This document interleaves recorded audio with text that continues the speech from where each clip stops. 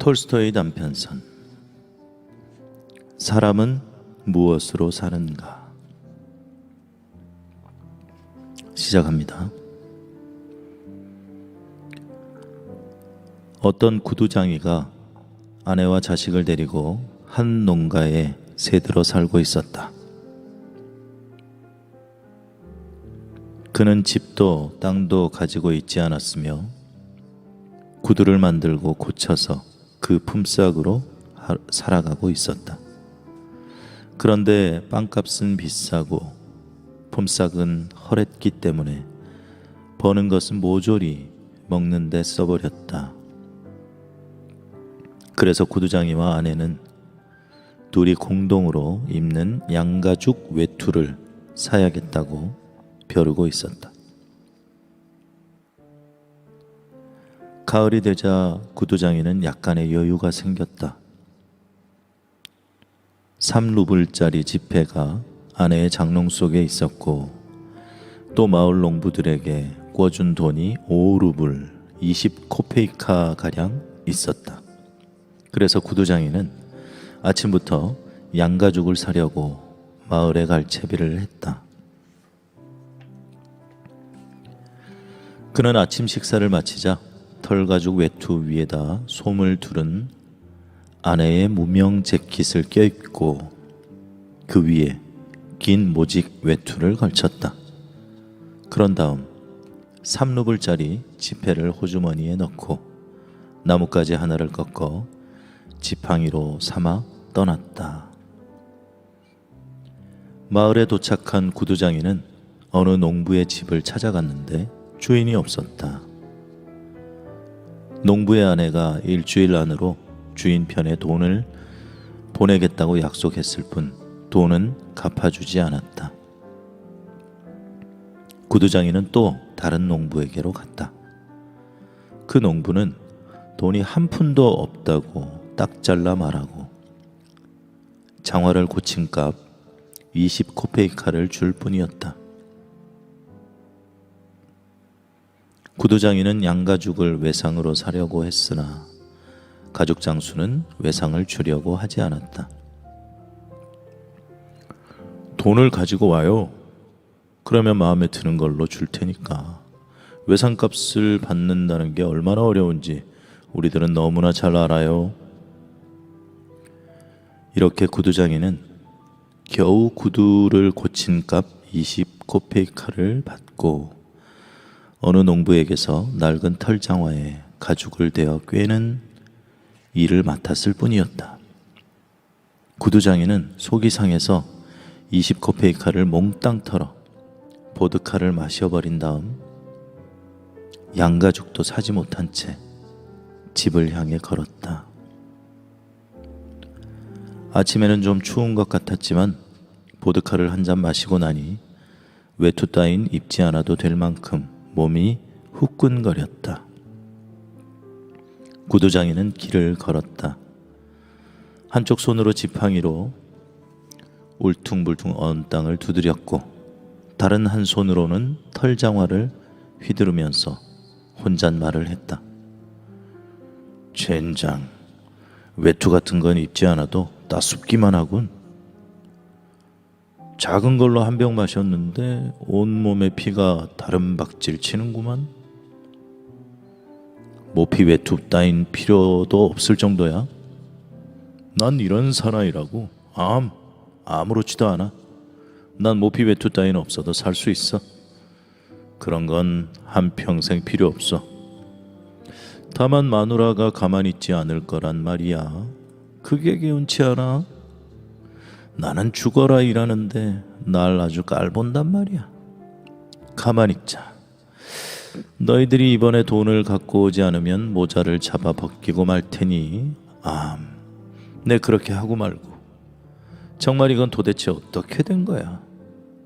20코페이카씩 찔끔찔끔 주다니. 20코페이카로 대체 뭘 한단 말인가? 술이나 마실 수밖에 없지 않은가 말이야. 너희들은 곤란하다고 말들 하면서 나는 곤란하지 않은 줄 아나? 너희는 집도 있고 소도 있고 말도 있지만 나는 알몸뚱이 뿐이다. 너희들이 만든 빵을 먹고 있지만 나는 사서 먹는다고. 아무리 몸부림을 쳐봐야 일주일에 빵값만 3루블은 치러야 돼. 집에 돌아가면 빵도 없을 테니 또 1루블 반은 내놔야 하고. 그러니까 너희들은 내 돈을 갚아줘야만 해. 이윽고 구두장이는 모퉁이의 교회 근처까지 왔다. 교회 뒤에 무엇인가 허연 것이 보였다. 구두장이는 유심히 살펴보았지만 이미 땅거미가 지기 시작해서 무엇인지 알아볼 수 없었다. 여기에 돌 같은 건 없는데 소인가? 그런데 짐승 같지도 않아. 머리는 사람 같지만 사람치곤 너무 희군. 그리고 사람이 이런 데 있을 리가 없지. 그는 좀 더 다가갔다. 물체가 똑똑히 보였다. 이게 웬일인가? 아니나 다를까 사람은 사람인데 살았는지 죽었는지 알몸으로 교회 벽에 기대 앉은 채 꼼짝도 하지 않았다. 구두장이는 무서운 생각이 들었다. 어떤 자가 이 사나이를 죽이고 옷을 벗겨 여기 버린 모양이군. 너무 바싹 다가갔다가는 나중에 무슨 변을 당할지도 모르겠는걸. 구두장이는 그냥 지나쳐 교회 모퉁이를 돌았고 사나이의 모습은 보이지 않게 되었다. 구두장이는 교회를 지나서 사나이가 있는 곳을 돌아다 보았다. 사나이는 벽에서 떨어져 움직이기 시작했다. 어쩐지 이쪽을 보고 있는 것 같았다. 구두장이는 더럭 겁이 났다. 가까이 가볼까? 그냥 지나쳐갈까? 혹시 갔다가 무슨 봉변이라도 당하면 큰일이지. 저놈이 어떤 놈인지도 모르잖아. 어차피 좋은 일을 하고서 이런 데 왔을 리는 없고 가까이 가면 무섭게 덤벼들어 날 목 졸라 죽일지도 몰라. 그렇게 되면 꼼짝없이 죽는 거야. 설령 목 졸라 죽이지는 않더라도 시끄러운 일이 벌어질 게 뻔해. 저 벌거숭이 사나이를 어쩐다. 내가 입고 있는 것을 홀랑 벗어줄 수도 없고. 그냥 지나쳐 가자, 쥐기를. 그렇게 생각하면서 구두장이는 걸음을 재촉했다. 거의 교회 앞을 다 지나치게 되자 양심이 고개를 쳐들었다. 구두장이는 길 한복판에서 걸음을 멈추고 혼잣말을 했다. 도대체 너는 뭘 하는 거야, 세몬? 사람 하나가 봉변을 당해 죽어가고 있는데 겁을 집어먹고 슬쩍 도망치려고 하느냐? 네가 뭐 큰 부자라도 된단 말이냐? 가진 물건을 빼앗길까 봐 겁이 나는가? 세몬, 그건 잘하는 일이 아니야. 그리하여 세몬은 사나이에게 되돌아갔다.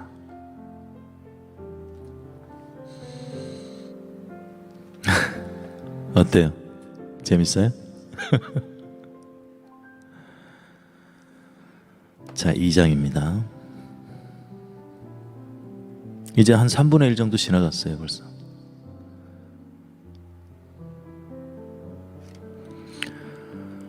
세몬은 그에게 다가가 자세히 살펴보았다. 아직 젊은 사나이여서 힘도 있을 듯하고 몸에 얻어맞은 흔적도 없었다. 몸이 꽁꽁 얼어 말을 듣지 않는 모양이었다. 벽에 기대 앉은 채 세몬 쪽을 보려 하지도 않았다. 쇠약해질 대로 쇠약해져 눈을 뜰 수도 없는 것 같았다. 세몬이 다가가자 사나이는 그제야 제정신이 든 듯 고개를 돌리더니 눈을 뜨고 세몬을 바라보았다. 세모는 사나이의 그 시선이 마음에 들었다. 그래서 털장화를 땅바닥에 내동댕이 치고 허리띠를 끌러 그 허리띠를 털장화 위에 놓은 다음 외투를 벗었다. 이러고 있을 때가 아니야. 자, 이걸 입어요. 자. 세모는 사나이를 부축하여 일으켰다. 사나이는 일어서서 세모를 보았다. 자세히 보니 깨끗한 몸에 손도 발도 거칠지 않았고 귀여운 얼굴을 하고 있었다. 세모는 그 어깨에 외투를 걸쳐주려 했으나 팔이 소매 속으로 잘 들어가지 않았다. 세모는 두 팔을 끼워주고 옷자락을 잡아당겨 앞을 여며 준 다음 허리띠를 메어 주었다. 세모는 헌 모자도 벗어 벌거숭이 사나이에게 씌워주려고 했으나 나는 민머리지만 이자는 고수머리가 더부룩하게 자라있어 이렇게 생각하고 모자를 도로 썼다.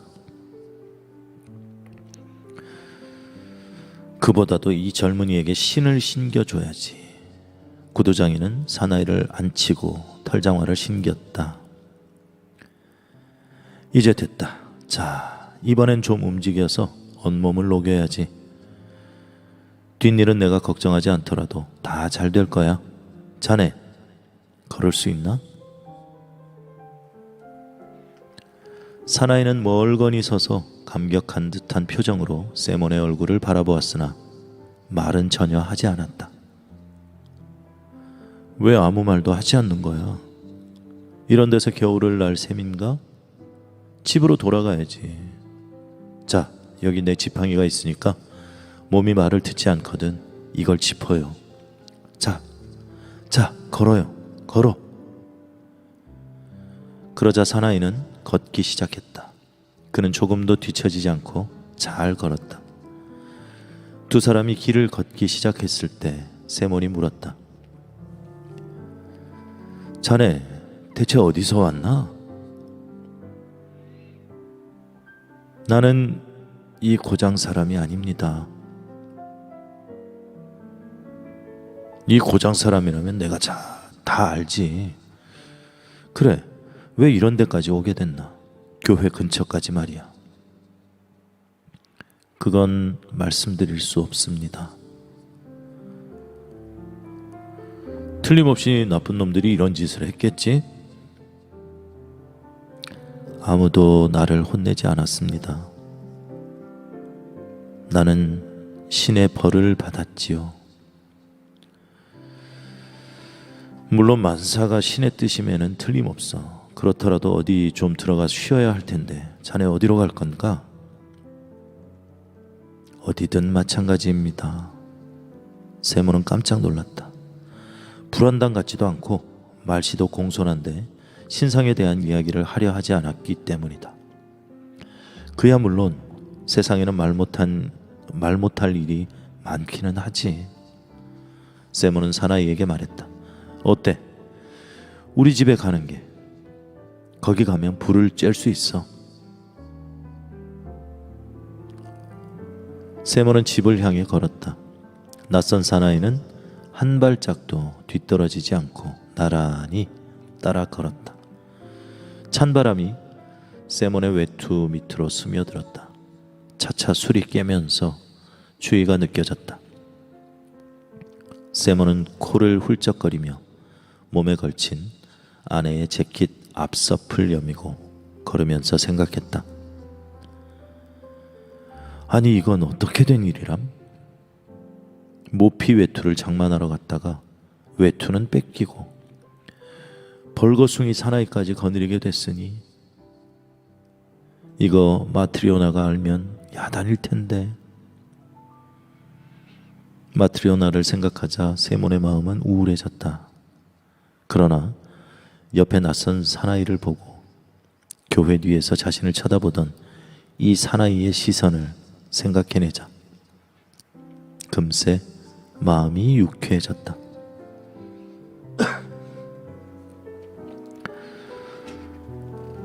마트리오나는 이 세몬의 아내의 이름입니다.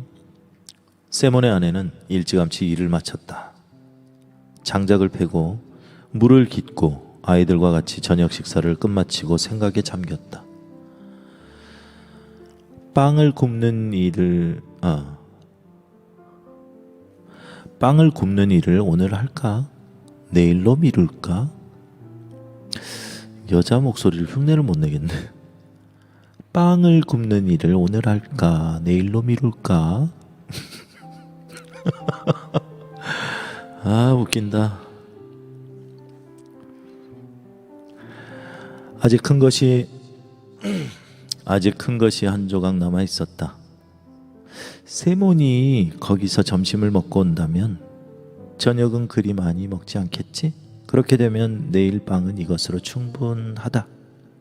마트리오나는 빵 조각을 만지작거리면서 생각했다. 오늘은 빵을 굽지 말아야겠다. 밀가루도 얼마 남지 않았으니 이걸 금요일까지 먹도록 해야겠다.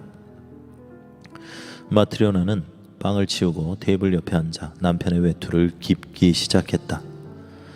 바느질을 하면서 마트리오나는 남편이 어떤 양가죽을 사올까 줄곧 생각했다.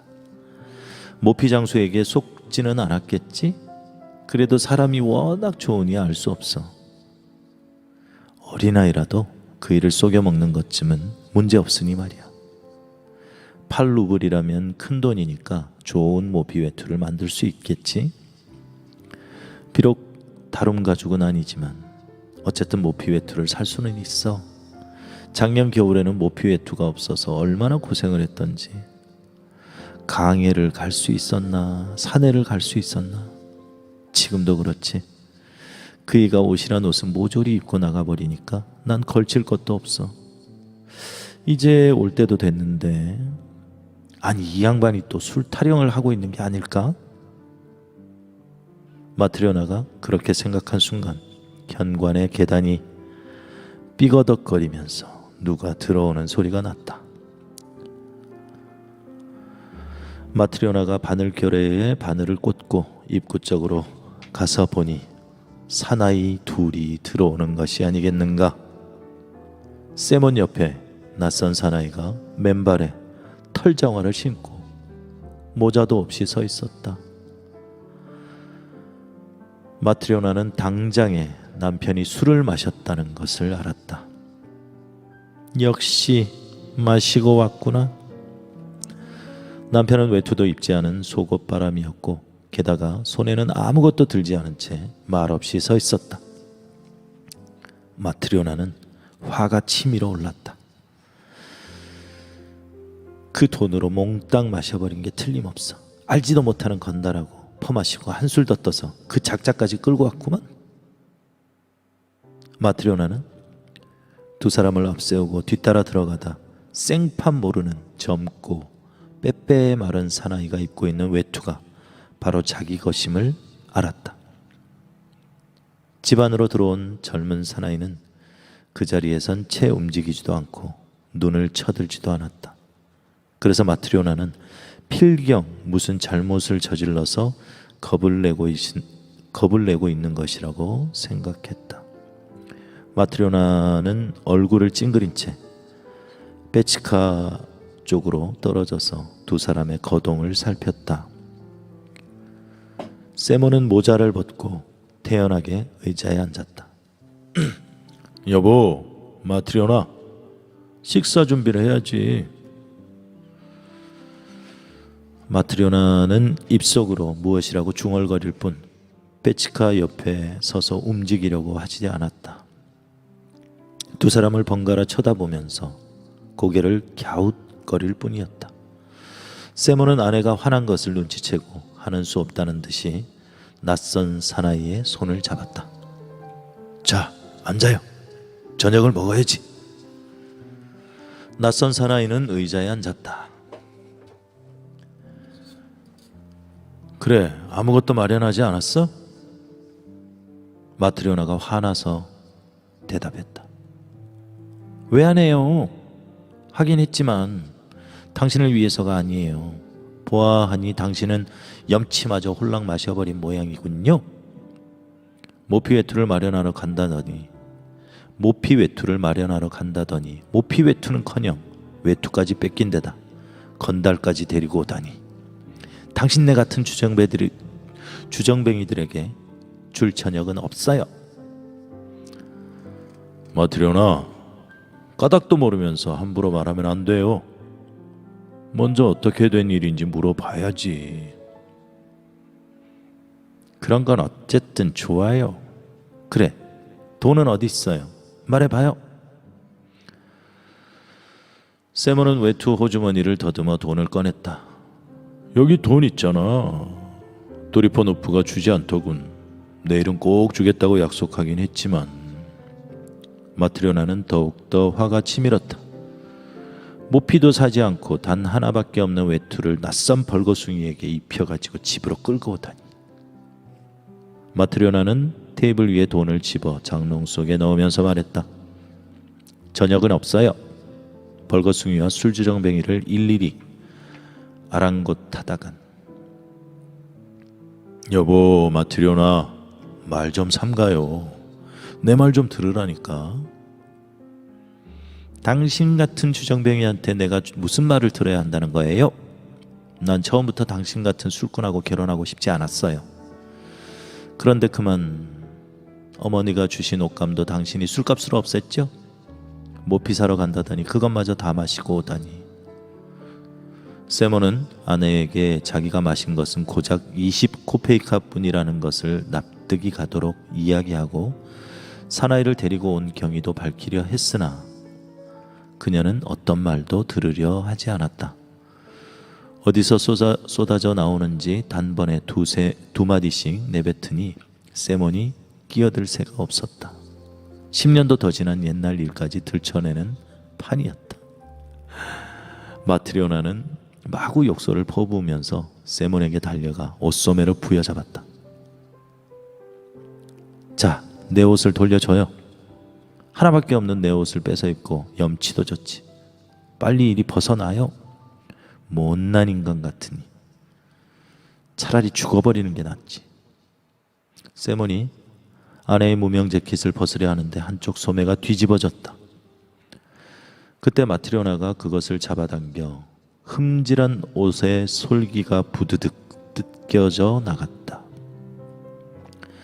마트리오나는 재킷을 빼앗아 입고 문 쪽으로 달려갔다. 그리고는 나가버리려고 하다가 걸음을 멈췄다. 속상하긴 하지만 이 사나이가 누구인지 알아내야겠다고 생각했던 것이다. 마트리오나는 발길을 멈추고 말했다. 온전한 사람이라면 벌거숭이로 있을 리가 없어요.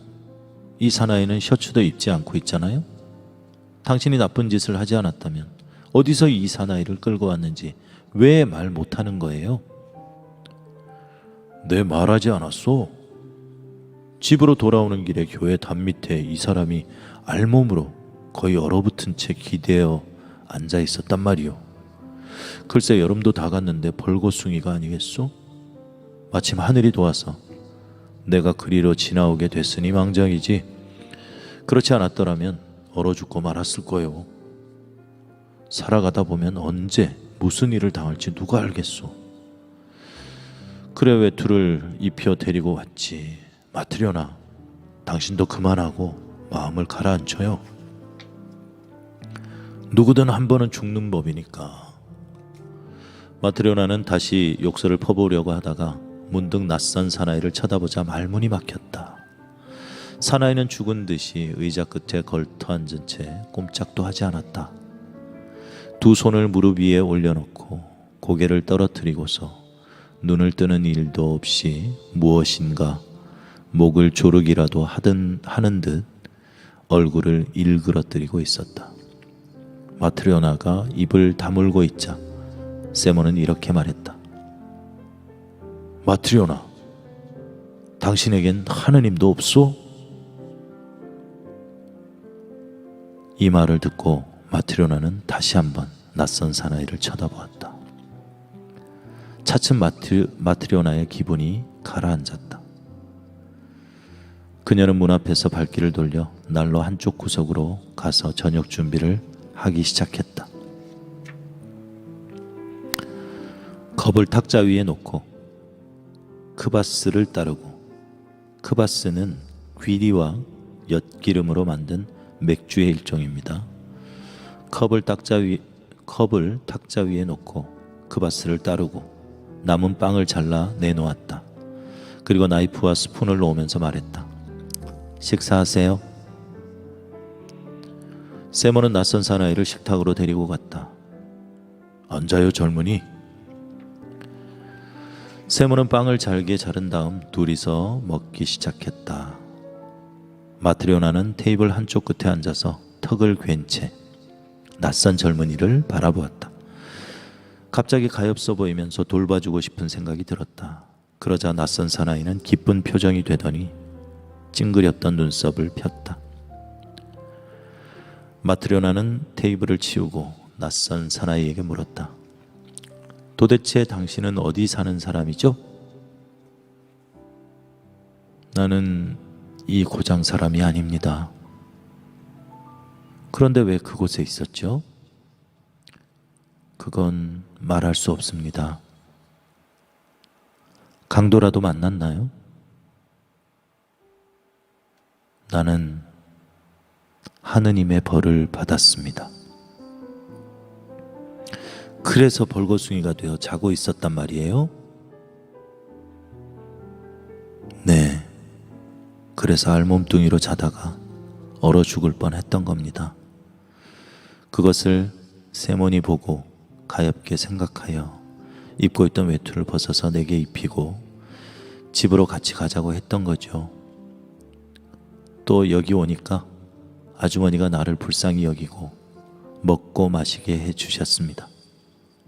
당신들에게는 신이 은총을 내리실 겁니다. 마트리오나는 금방 기워놓았던 세몬의 낡은 셔츠를 창가에서 가져다가 낯선 사나이에게 건네주었다. 그리고 속바지도 찾아내서 주었다. 셔츠도 없다니, 자, 이걸 입고 어디든 마음에 드는 자리에 누워서 자요. 침대 위나 페치카 옆에서나. 페치카는 난로인 거 아시죠? 낯선 사나이는 외투를 벗고 셔츠를 입은 다음 침대 위에 몸을 뉘었다. 마트리오나는 등불을 들고 외투를 집어 남편 옆으로 갔다. 마트리오나는 외투 자락을 덮고 누웠으나 통 잠이 오지 않았다. 낯선 사나이의 일이 머릿속에 떠나지 않는 것이었다. 그 사나이가 조금 남았던 빵을 다 먹어버려 내일 먹을 빵이 없다는 것과 셔츠랑 속바지를 전부 준 일을 생각하자 아쉬운 생각도 들었지만 젊은이가 싱긋 웃던 것을 생각하니 마음이 밝아지는 것 같았다. 오래도록 마트리오나는 잠을 이루지 못했다. 세몬 역시 잠들지 못하고 연신 외투자락을 잡아당기곤 했다. 마트리오나가 말했다. 남은 빵을 다 먹어버린 데다 반죽도 해두지 않았으니 내일은 어떻게 한담? 세몬, 이웃 마라냐네 가서 좀 꿔달랄까요? 삿입에 거미줄이나 치려고.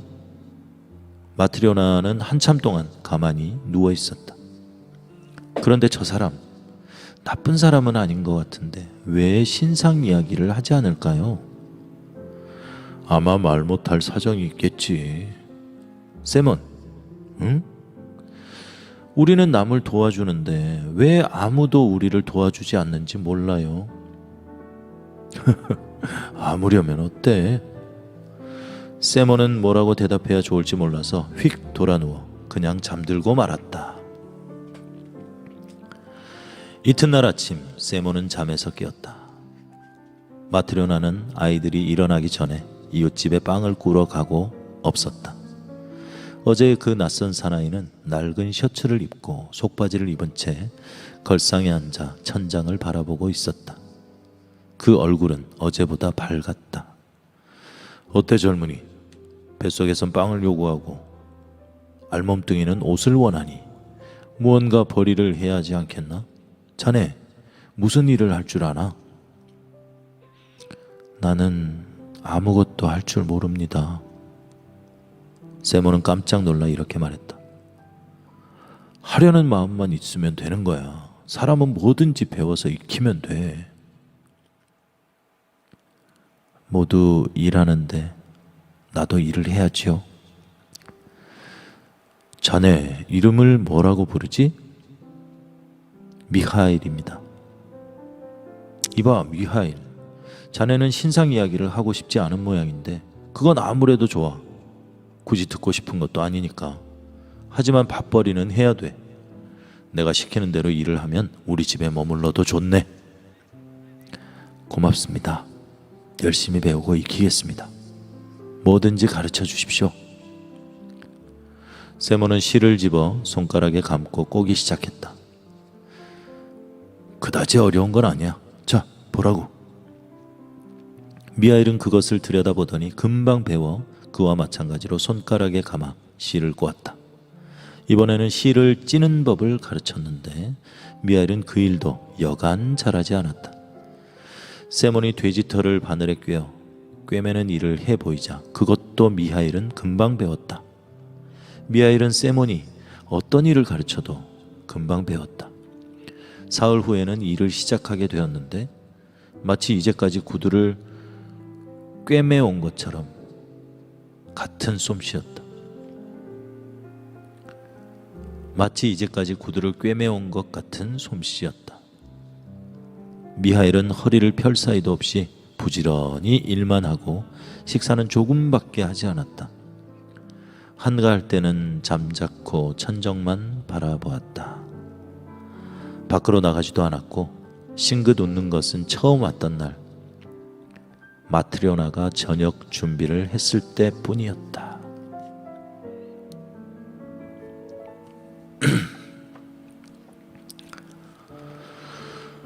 하루하루가 지나 일주일이 지나고 1년이라는 세월이 흘렀다. 벌써 1년이 흘렀구나. 미하일은 여전히 세몬의 집에 살면서 일했는데 세몬의 보조공으로 소문이 자자했다. 세몬의 보조공 미하일만큼 모양 좋고 튼튼한 구두를 짓는 사람은 없다고 하여 이웃 마을에서까지 주문이 밀려들어 세몬의 수입은 점점 늘어갔다. 어느 겨울날의 일이었다. 세몬이 미하일과 마주 앉아서 일을 하고 있는데 방울을 잔뜩 딴 마차 소리가 요란하게 들렸다. 창문으로 내다보니 그 마차는 바로 가게 앞에 섰다. 그리고 젊은 사람이 마부석에서 뛰어내려 마차 문을 열어주자 마차 안에서 모피 외투를 입은 신사가 나왔다. 그는 세몬의 집으로 올라왔다.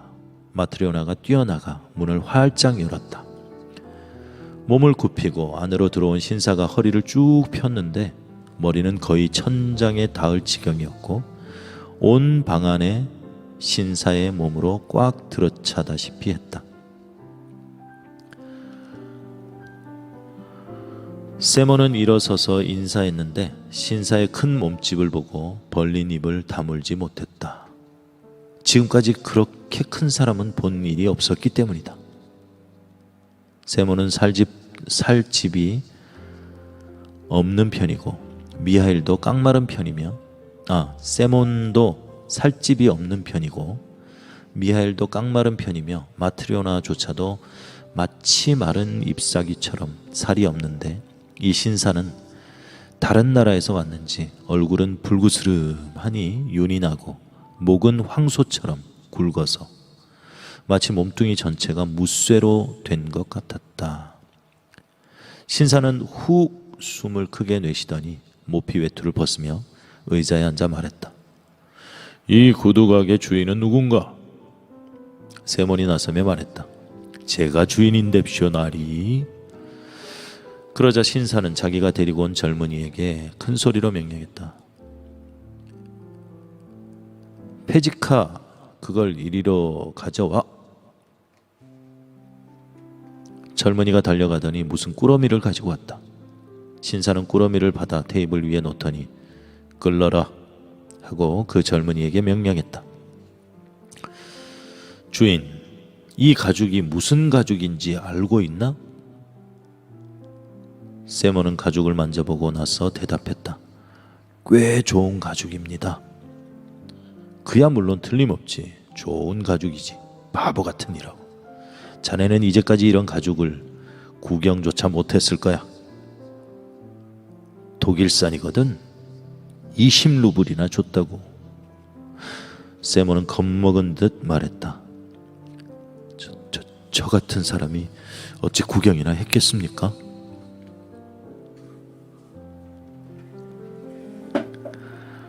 이거 재밌어요? 자기들끼리 딴 얘기하고 있네 지금. 그야 당연하지. 어디 이 가죽으로 내 발에 꼭 맞는 장화를 지을 수 있겠나? 지을 수 있고 말굽쇼 나리. 신사는 느닷없이 소리질렀다. 지을 수 있고 말굽쇼라고? 너는 누구의 장화를 짓는지 무슨 가죽으로 짓는지를 명심해야 돼. 나는 1년을 신어도 찢어지지 않고 모양이 변하지 않는 장화를 원해. 그렇게 만들 수 있으면 일에 착수하여 가죽을 재단해. 하지만 안 될 것 같으면 손도 대지 마라. 미리 말해두겠는데 만약 장화가 1년도 채 되지 않아 찢어지거나 모양이 변한다면 내 놈을 감옥에 넣어버릴 테다. 만약 1년이 넘도록 모양이 변하지 않고 찢어지지도 않으면 품삯으로 10루블을 주겠다. 세몬은 더러 겁이 나서 대답도 못하고 미하일 쪽을 돌아다 보았다. 그러고는 팔꿈치로 미하일을 쿡 찌르면서 작은 목소리로 물었다. 이봐, 어떻게 하지? 미하일은 그 일을 받으십시오 하는 듯이 고개를 슬쩍 끄덕였다. 세몬은 미하일의 고개짓을 보고 1년 동안 일그러지지도 찢어지지도 않을 장화를 주문받았다. 신사는 젊은이를 불러 왼쪽 구두를 벗기게 하고 다리를 쭉 폈다. 치수를 재라. 책만 읽으면 잠이 와요? 이제 다 돼가요. 세몬은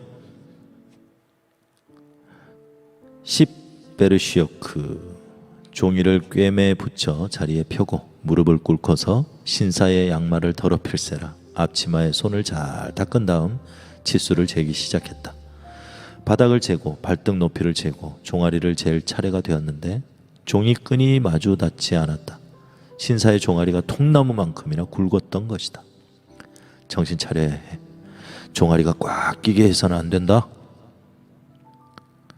세몬은 다시 종이를 덧붙였다. 신사는 의젓하게 앉아 양말 속에 발가락을 꼼질꼼질 놀리면서 방 안 사람들을 둘러보고 있다가 미하일을 보고 물었다. 저건 누구냐? 이 가게 직공인데 그가 장화를 지을 겁니다. 똑똑히 알아둬라. 1년간은 그 뜻도 않게 지어야 한다. 신사가 미하일에게 말했다.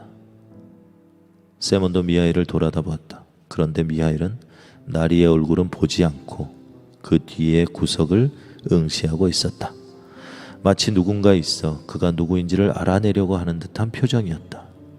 물끄러미 응시하고 있던 미하일은 갑자기 싱긋 웃더니 얼굴이 활짝 밝아졌다. 넌 뭘 싱글거리고 있는 거냐? 바보처럼. 정신 차려서 기한 내에 만들어낼 생각이나 하지 않고. 그러자 미하일은 말했다. 네, 그렇게 하겠습니다. 좋아, 좋아. 신사는 구두를 신고 모피 외투를 입자 문간 쪽으로 걸음을 옮겼다. 그런데 허리 굽히는 것을 잊어 그만 문에 이마를 세게 부딪혔다. 신사는 욕설을 퍼붓더니 이마를 문지르며 마차를 타고 가버렸다. 신사가 나가자 세몬이 말했다. 정말 대단한 날이야. 그 어른은 큰 도끼로도 죽이지 못할걸? 방이 흔들거리도록 이마를 부딪혔는데 별로 아프지도 않은 모양인가 봐. 그러자 마트리오나도 말했다. 저렇게 부유한 생활을 하는데 체격들이 왜 좋지 않겠어요? 저렇게 튼튼한 사람에게는 염라대왕도 감히 접근하지 못할걸요? 자, 이제 다 돼갑니다. 세몬은 미하일에게 말했다. 일을 맡긴 했지만 이거 까딱 잘못하는 날엔 감옥살이야. 가죽도 비싼 데다 나리는 성깔이 대단하시고 절대 실수하면 안 되는데. 자, 자네는 눈도 밝고 솜씨도 나보다 나으니 여기 이 치수본을 주겠네. 나는 겉가죽을 꿰맬 테니까. 미하일은 시키는 대로 가죽을 탁자 위에 펼쳐놓은 다음 칼을 들어 재단하기 시작했다. 마트리오나는 미하일 옆으로 다가가 재단하는 것을 보고 깜짝 놀랐다. 마트리오나도 이제 구두 만드는 일에 익숙한 터인데 가만히 보니 미하일은 장화 모양과는 전혀 다르게 가죽을 둥글게 자르는 것이 아닌가. 마트리오나는 주의를 줄까 하다가 생각했다. 아마 내가 잘못 들은 건지도 몰라. 미하일이 더 잘 알고 있을 테니 참견하지 말아야지. 미하일은 가죽 재단을 마치고 실을 바늘에 꿰매기 시작했는데 그것은 장화를 꿰매는 2겹 실이 아니라 슬리퍼를 꿰매는 1겹 실이 아닌가. 그것을 보고 마트리오나는 또 크게 놀랐으나 역시 참견하지 않았다. 미하일은 열심히 꿰매고 있었다. 점심때가 되어 세몬이 일어나 보니 미하일이 신사의 가죽으로 슬리퍼를 만들어 놓은 것이 보였다. 세몬은 앗! 하고 크게 소리질렀다. 미하일은 1년이나 우리와 같이 지냈지만 한 번도 실수한 적이 없는데 하필이면 지금 이런 잘못을 저지르다니. 나리는 굽이 있는 장화를 주문했는데 미하일은 평평한 슬리퍼를 만들어 버렸으니 가죽을 영 버리지 않았나? 나리에게 뭐라고 변명을 해야 한단 말인가? 이런 가죽은 구할 수도 없는데. 세몬은 미하일에게 말했다. 아니 여보게, 이 무슨 짓인가? 자넨 나를 죽이려는 거나 마찬가지야. 나리는 장화를 주문했는데 자넨 도대체 뭘 만든 건가? 세몬이 미하일에게 말을 거는데 바깥문에 고리쇠가 덜컹거리는 소리가 났다. 창문으로 내다보니 누군가 타고 온 말을 비끄러매고 있는 참이었다. 그 나리의 하인이었다. 안녕하십니까? 어서 와요. 무슨 볼일이라도? 구두일로 마님의 심부름을 왔지요. 구두일로? 구둔지 뭔지 하여간 정화는 이제 필요 없게 되었어요. 나리는 돌아가셨으니까요. 아니 뭐라고요? 여기서 저택으로 돌아가시던 도중 마차 안에서 돌아가셨어요. 마차가 저택에 다 내리는 걸 도와드리려고 보니까 나리는 짐짝처럼 뒹굴고 있지 않겠습니까? 돌아가신 거예요. 간신히 마차에서 끌어내렸죠. 마님께서는 저에게 넌 구두방에 가서 이렇게 전해라. 아까 나리가 주문하신 장화는 이제 필요 없게 되었으니 그 가죽으로 죽은 사람에게 신기는 슬리퍼를 지어달라고 말이야. 그리고 다 만들기를 기다렸다가 가지고 와야겠다. 이렇게 말씀하셨습니다. 그래서 제가 왔지요. 미하일은 테이블 위에서 마름질하고 남은 가죽을 접어 둘둘 뭉치고 다 된 슬리퍼를 꺼내어 탁탁 소리내어 털고는 앞치마로 곱게 닦아 하인에게 내밀었다. 젊은이는 슬리퍼를 받자 인사했다. 안녕히 계십시오, 여러분. 그럼 전 갑니다. 다시 1년이 지나고 2년이 지나 미하일이 세몬의 집으로 온 지도 이제 6년이 되었다. 참 세월 빠르다. 책을 읽다 보면 왜 책 속으로 빠져들어가잖아요. 그죠? 그러니까 이 미하일은 어떻게 알았을까요? 그 나리가 돌아가실 줄. 그죠? 벌써 미하일이 온 지가 6년이 됐어요. 다시 1년이 지나고 2년이 지나 미하일이 세몬의 집으로 온 지도 이제 6년이 되었다. 여전히 처음과 마찬가지로 아무 데도 가지 않고 쓸데없는 말은 단 한마디도 짓거리지 않았다. 그동안 싱긋 웃는 것은 마트리오나가 저녁 식사 준비를 했을 때와 구두를 맞추러 온 신사를 보았을 때 단 2번뿐이었다. 세모는 자기 제자가 대견해서 견딜 수가 없었다. 이제는 어디서 왔는지 묻지도 않고 다만 미하일이 나가면 어쩌나 그것만을 걱정하게 되었다. 하루는 온 식구가 함께 모여 앉아 있었다. 마트료나는 화덕에 냄비를 올려놓고 있었고 아이들은 의자 사이를 뛰어다니며 창밖을 내다보고 있었다. 세모는 창가에서 구두를 꿰매고 있었고 미하일은 다른 창가에서 구두 뒤꿈치를 붙이고 있었다. 그러자 사내아이 하나가 의자를 넘어 미하일 곁으로 다가오더니 그의 어깨를 흔들면서 물끄러미 창밖을 내다보았다. 미하일 아저씨, 저것 좀 봐요. 모르는 아주머니가 계집애 둘을 데리고 우리 집으로 오는 것 같아. 계집아이 하나는 절름발이인데? 사내아이의 말이 떨어지자마자 미하일은 하던 일을 멈추고 고개를 돌려 창밖을 내다보았다. 세모는 놀랐다. 이제까지 미하일이 밖을 본 적이라고는 한 번도 없었는데 지금은 창에 얼굴을 붙이고 무엇인가에 눈길을 쏟고 있었기 때문이다. 그래서 세몬도 일을 멈추고 창밖을 내다보니 정말 깨끗한 옷차림을 한 부인이 자기 집 쪽을 향해 오고 있었다. 부인은 모피 외투를 입고 긴 목도리를 두른 2 계집아이의 손을 잡고 있었다. 계집아이들은 얼굴이 서로 닮아 누가 누군지 모를 지경이었다. 다만 한 아이는 다리를 가볍게 절룩거리며 걷고 있었다. 여인은 현관 계단을 올라와 문을 열더니 먼저 2 계집아이를 안으로 들여보낸 다음 자기도 안으로 들어왔다. 안녕하십니까? 어서 오십시오. 무슨 볼일이신지. 여인은 테이블 곁에 앉았다. 2 계집아이는 그 여인의 무릎에 안기듯이 기댔는데 낯설어하는 모양이었다. 이 아이들이 봄의 신을 가죽 구두를 맞출까 해서요. 아, 그렇습니까? 우리는 그런 작은 구두를 지어본 적은 없지만 할 수 있습니다. 가장자리에 장식이 달린 걸로 할까요? 안에 천을 대어 접는 것으로 할까요? 우리 미하일이 솜씨가 여간 좋지 않습니다. 세몬이 미하일을 돌아보니 미하일은 우두커니 앉아 2 계집아이에게서 눈길을 떼지 않고 있었다. 세몬은 그런 그의 모습을 보고 깜짝 놀랐다.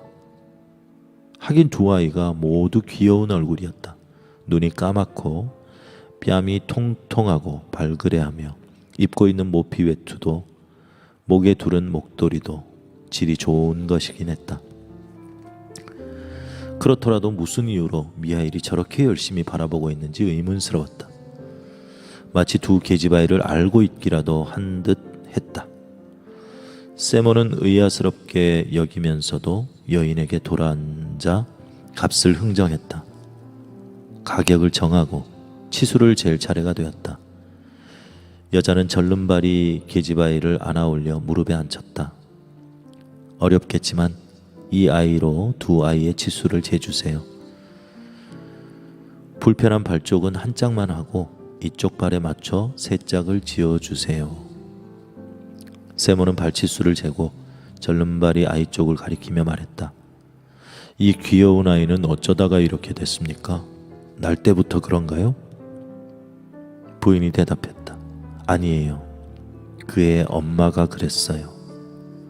그때 마트리오나가 말참견을 하고 나섰다. 어디에 사는 누구의 아이인지 알고 싶어 이렇게 물은 것이다. 그럼 부인께서는 이 아이의 친엄마가 아니신가요? 나는 엄마도 아니고 친척도 아니죠. 아무 상관없는 남인데 그냥 맡아서 기르는 거예요. 자기가 낳은 아이가 아니더라도 키우면 자연 정들게 마련 아닌가요? 그야 물론 정이 들고 말고요. 나는 2 아이를 다 내 젖으로 키웠어요. 내 젖으로 키웠어요. 내 아이도 있었지만 하느님께서 데려가셨어요. 그 아이는 그다지 불쌍한 마음이 들지 않았는데 이 애들은 정말 애처로워서. 그런데 대관절 누구의 애들인가요? 여인은 다음과 같이 이야기했다. 벌써 6년 전 얘기입니다. 이 두 아이는 일주일도 못 되어 천의 고아가 돼버렸던 거예요. 아버지는 두 아이가 태어나기 사흘 전에 죽고 어머니는 아기를 낳고 하루도 못 살았으니까요. 전 그 당시 제 남편과 농사를 지으며 살았는데 이 아이의 부모와는 이웃간이었지요. 우리는 늘 뒷문으로 왕래했죠. 이 애들의 아버지는 거들어주는 사람도 없이 혼자 숲에서 일하고 있었는데 어느 날 큰 나무가 쓰러지면서 그 나무에 허리를 세게 맞아 쓰러지지 않았겠어요? 집에까지 간신히 옮겨다 놓았지만 곧 저 세상으로 가버렸지요. 그런데 그 아내는 며칠 후에 쌍둥이를 낳았던 거예요. 이 아이들이 바로 그 애들이지요. 가난한 데다가 일가 친척도 없고 일을 봐줄 만한 늙은이나 아주머니 하나 없이 그야말로 외톨이여서 혼자 해산을 하고 죽어간 거죠. 내가 그 이튿날 아침에 궁금해서 뒷문으로 그 집에 들어가 보았더니 가엾게도 벌써 숨이 끊어져 있었지요. 게다가 숨이 넘어가는 순간 바로 이 아이에게 쓰러져 버렸기 때문에 몸의 무게에 눌려 다리를 못 쓰게 되었던 거예요. 마을 사람들이 모여 시체를 목욕시키고 수의를 입히고 관을 짜고 해서 장례식을 마쳤지요. 모두들 친절한 사람들이었거든요. 그런데 갓난아이 둘만 남았으니 정말로 큰일이지 뭡니까? 거기 모인 여자 중에 젖먹이가 있는 사람은 나뿐이었어요. 나는 그때 낳은 지 겨우 8주밖에 안 되는 첫 아들에게 젖을 주고 있었죠. 그래서 내가 임시로 2 계집아이를 맡기로 했죠. 마을 사람들이 모여 이 아기들을 어떻게 해야 할지 여러 가지로 의논한 끝에 이렇게 말했어요. 마리아 아줌마가 이 아기들을 한동안 맡아주지 않겠어요? 조금만 돌봐주면 우리가 곧 다른 방법을 찾을 테니까요. 저는 다리가 온전한 애에게만 젖을 물렸습니다. 이쪽 절름발이 애에게는 줄 생각도 안 했죠. 도저히 살지 못하리라고 생각했기 때문이었어요. 그러다가 어느 날 갑자기 그 애가 측은한 생각이 들었지요. 그 뒤부터는 똑같이 젖을 물려주기 시작했어요. 그래서 내 아이와 2 계집아이, 말하자면 3 아이에게 동시에 젖을 먹였던 겁니다. 그나마 다행히도 내 아이가 젊어 기운도 좋았으니까 그럴 수가 있었죠. 내 나이가 젊어 기운도 좋았으니까 그럴 수가 있었죠. 2 아이에게 젖을 물리고 있으면 다음 애가 기다리고 있어서 하나가 젖꼭지를 놓는 대로 기다리는 애에게 젖을 주고 그랬었지요. 그런데 하나님의 뜻으로 이 2 아이는 잘 키워갔지만 내가 낳은 애는 2년이 되던 해에 죽어버리고 그 뒤로 나는 아이를 낳지 못했죠. 한편 살림살이는 차차 나아져서 지금은 이 마을에서 어떤 상인의 방앗간을 맡아보고 있답니다. 급료도 넉넉해서 유복한 살림을 꾸려가긴 합니다만 좀처럼 아이가 생기지 않는군요. 그러니 이 2 아이들을 귀여워하는 것은 당연하죠. 이 2 아이들은 내게 있어서 촛불과도 같아요. 여인이 한쪽 손으로 절름발이 계집아이를 끌어당기며 다른 한쪽 손으로 뺨에 흐르는 눈물을 닦았다. 마트리오나도 길게 한숨 지으며 말했다. 부모 없이는 살아갈 수 있지만 하느님 없이 살아가지 못한다고 흔히들 말하는데 정말로 그런 것 같군요. 3 사람은 이런 말들을 주거니 받거니 하고 있었는데 갑자기 미하일이 앉아있는 쪽 구석에서 섬광이 비쳐와 온 방이 환하게 밝아졌다. 모두가 놀라 그쪽을 돌아다보니 미하일은 두 손을 무릎 위에 얹고 위를 쳐다보면서 싱긋 웃고 있었다. 여인이 두 계집아이를 데리고 나가자 미하일은 의자에서 일어나 일감을 테이블 위에 올려놓고 앞치마를 벗으며 주인 내외에게 허리를 굽혀 인사했다.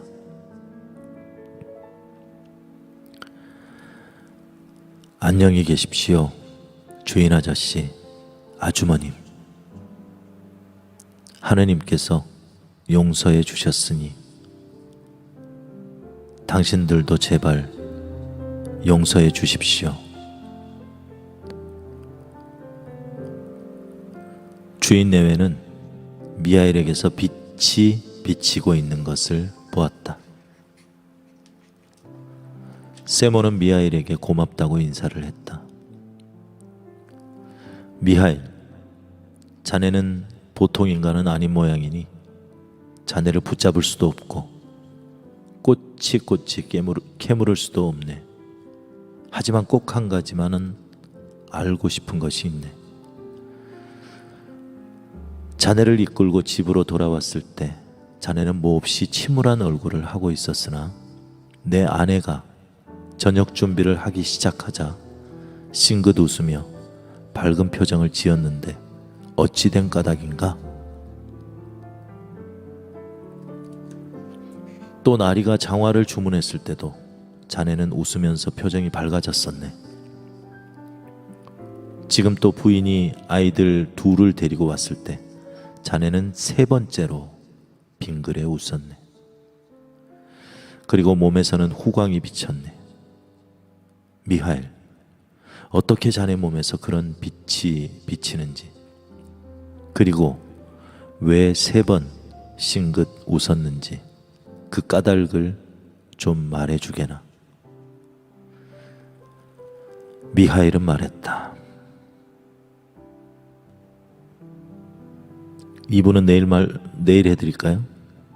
지금 가장 중요한 부분인데.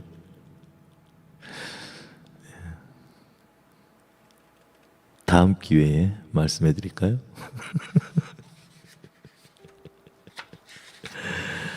이제 10페이지도 안 남았는데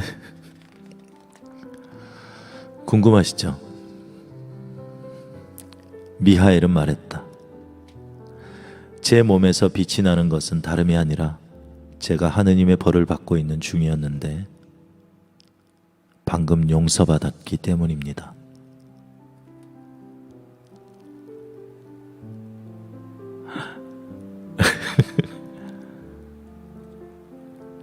또 제가 세 번 싱긋 웃은 것은 하느님의 세 가지 말씀의 뜻을 알아냈기 때문입니다.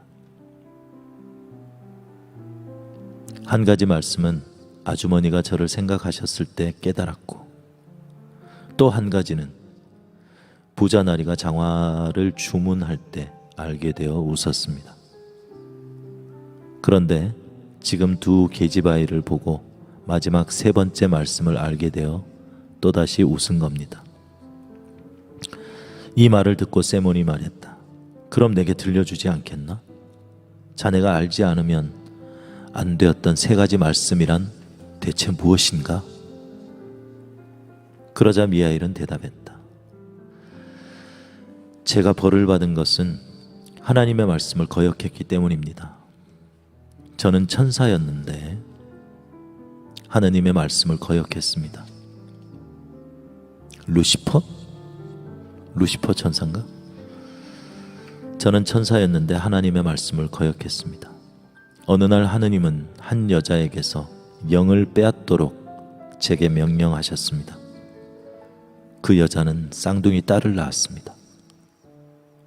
갓난아기는 어머니 곁에서 꼬무락거리고 있었으나 어머니는 젖을 줄 기운도 없었던 겁니다. 여인은 제 모습을 발견하자 하느님이 보내신 줄 짐작하고 매우 슬프게 흐느끼며 말했습니다. 아, 천사님, 남편은 숲에서 나무에 깔려 죽어 바로 며칠 전에 장례식을 치른 참입니다. 내게는 형제 자매도 큰 어머니, 작은 어머니, 할머니도 없기 때문에 이 갓난애들을 거두어 줄 사람이 없습니다. 제발 제 영혼을 가져가지 마시고 이 아이들을 내 손으로 키우게 해주세요. 어린아이는 부모 없이는 살지 못합니다. 저는 그녀가 하는 말을 듣고 한 아이를 안아 젖꼭지를 물려주고 다른 아이는 팔에 안겨준 다음 하늘나라에 돌아갔습니다. 하나님 곁으로 날아가서 말했습니다. 저는 도저히 산모의 혼을 빼앗아 올 수 없었습니다. 남편은 나무에 깔려 죽고 부인은 방금 쌍둥이를 낳고서 제발 혼을 거두어 가지 말아달라고 애원했습니다. 제발 자기 손으로 아이들을 키우게 해달라면서 어린아이는 부모 없이는 살지 못한다는 것이었습니다. 그래서 저는 산모의 혼을 빼내지 않았습니다. 그러자 하느님께서는 이렇게 말씀하셨습니다. 다시 내려가 산모의 혼을 거두어라. 그러면 세 가지 뜻을 깨닫게 되리라. 즉, 사람의 내부에는 무엇이 있는가? 사람에게 허락되지 않은 것은 무엇인가? 사람은 무엇으로 사는가를, 그것을 알게 되면 하늘나라로 돌아올 수 있으리라. 그래서 저는 다시 지상으로 내려가 산모의 혼을 데려갔습니다. 두 아기는 어머니의 가슴에서 떨어져 있었으나 주검이 침상 위에서 쓰러지는 바람에 한 아이를 덮쳐 눌러 한쪽 다리를 못쓰게 만들고 만 것입니다. 저는 그 마을에서 하늘로 날아올라가 여자의 혼을 하느님께 바치려고 했는데 갑자기 거센 바람이 휘몰아치면서 제 두 날개를 부러뜨렸습니다. 그래서 그 여자의 혼만 하느님께로 가고 저는 지상에 떨어져서 길바닥에 쓰러졌던 것입니다. 그때 세몬과 마트리오나는 자기들이 먹이고 입혔던 사람이 누구인지, 자기들과 같이 살면서 일해온 사람이 누구인지를 알고 두려움과 기쁨으로 눈물을 흘렸다. 그러자 천사는 말했다. 저는 홀로 알몸인 채 들판에 버려졌습니다. 저는 인간의 부자유라는 것도 추위도 배고픔도 모르고 있었는데 그런 제가 갑자기 인간이 돼 버린 것입니다. 배고픔도 극한에 달했고 몸도 얼어붙어 어떻게 해야 좋을지 몰랐습니다. 그때 들 한가운데 하나님을 모시는 교회가 눈에 띄어 몸을 의지하려고 그곳으로 갔으나 문이 잠겨 있어 안으로 들어갈 수 없었습니다. 저는 바람을 피하려고 교회 뒤로 돌아가 앉았습니다. 이윽고 날이 저물자 배고픔은 더욱 심해지고 몸은 얼대로 얼어 거의 죽기 직전이었습니다. 그때 어떤 사람이 장화를 들고 걸어오면서 혼잣말을 하는 소리가 들려왔습니다. 저는 인간이 되어서 맨 처음 언젠가는 죽을 인간의 얼굴을 보았습니다.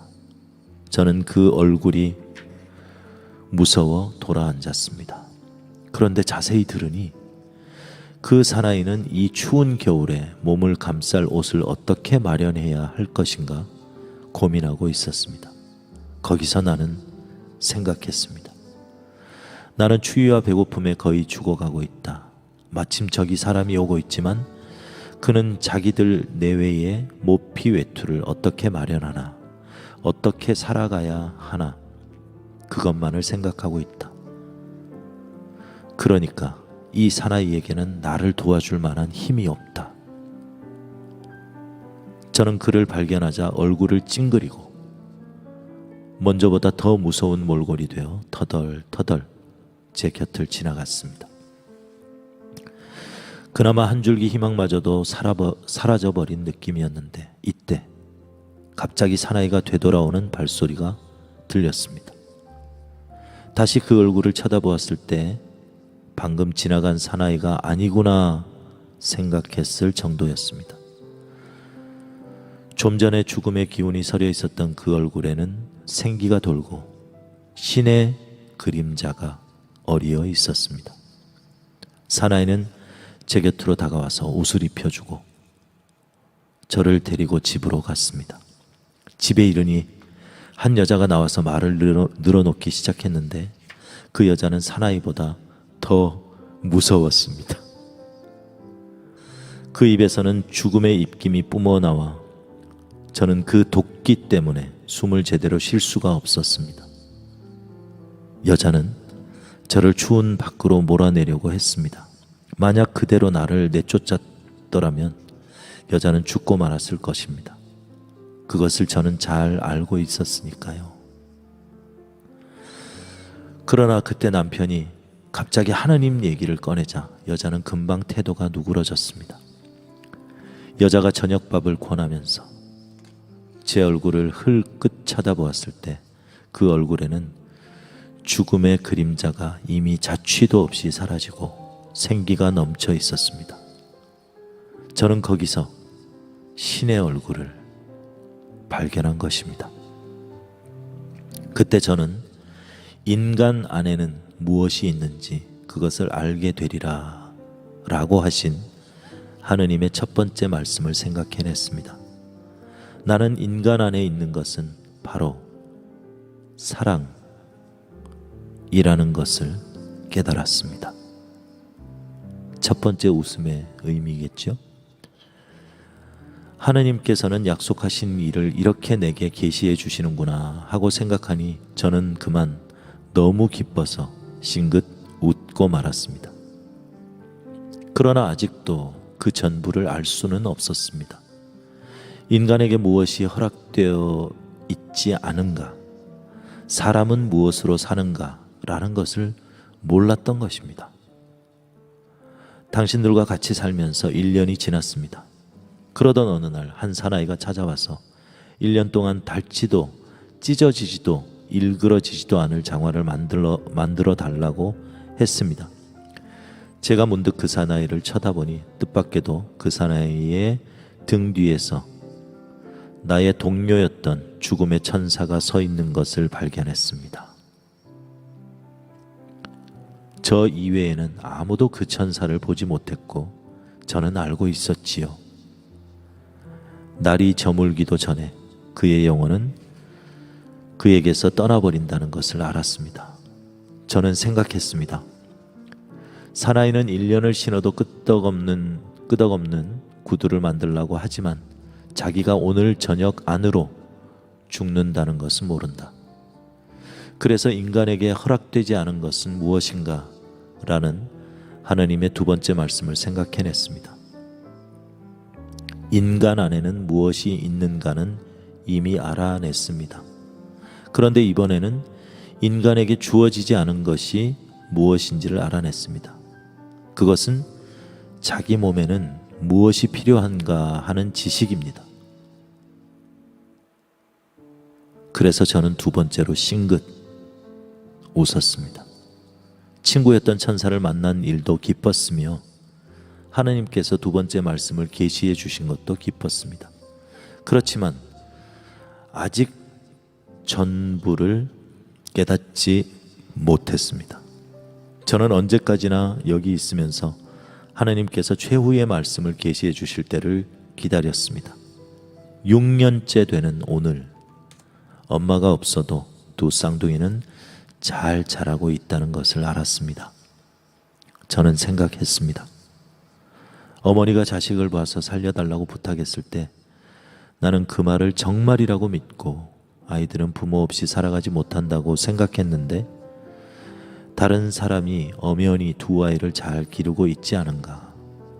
또한 저는 그 부인이 타인의 아이로 인해 눈물을 흘렸을 때 거기에서 살아계신 신의 그림자를 발견했고 사람은 무엇으로 사는가를 깨달았습니다.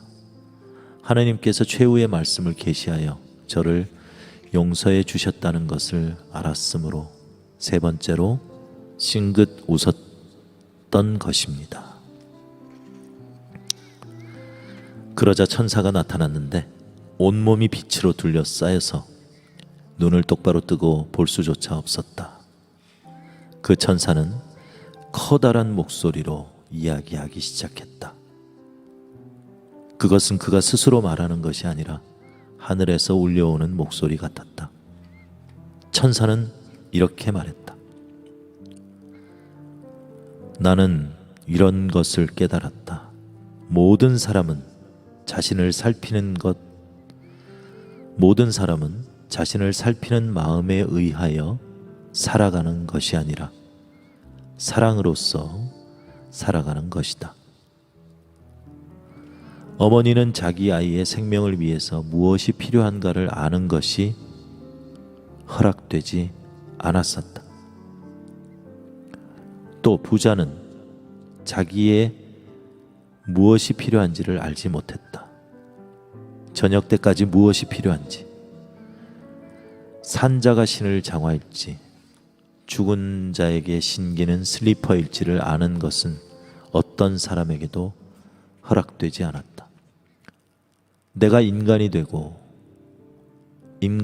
나서 무사히 살아갈 수 있었던 것은 내가 내 자신의 일을 여러 가지로 걱정했기 때문이 아니라 지나가던 사람과 그 안에 사랑이 있어 나를 불쌍하게 여기고 나를 사랑해 주었기 때문이다. 고아가 잘 자라나고 있는 것은 모두가 두 아이의 생계를 걱정해 주었기 때문이 아니라 타인인 한 여인에게 사랑의 마음이 있어 그 애들을 가엾게 생각하고 사랑해 주었기 때문이다. 모든 인간이 살아가고 있는 것도 모두가 각자 자신의 일을 걱정하고 있기 때문이 아니라 그들 속에 사랑이 있기 때문이다. 나는 이전에 하느님께서 인간에게 생명을 내려주시고 모두가 함께 살아가도록 바라고 계신다는 것을 알았지만 이번에는 한 가지 일을 더 깨달았다. 하느님께서는 인간이 뿔뿔이 떨어져 사는 것을 원치 않으신다. 그렇기 때문에 인간 각자에게 무엇이 필요한가를 계시하지 않았던 것이다.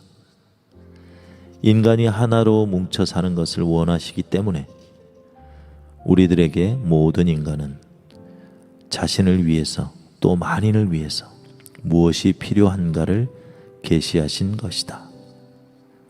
이제야말로 나는 깨달았다.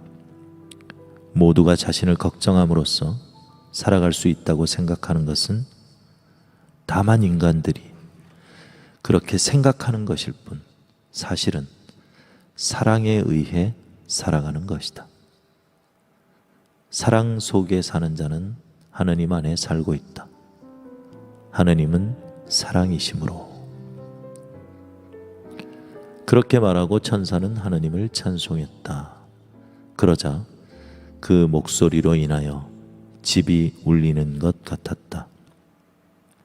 그리고 천장이 두 갈래로 쫙 갈라지면서 땅에서 하늘까지 불기둥이 뻗쳤다.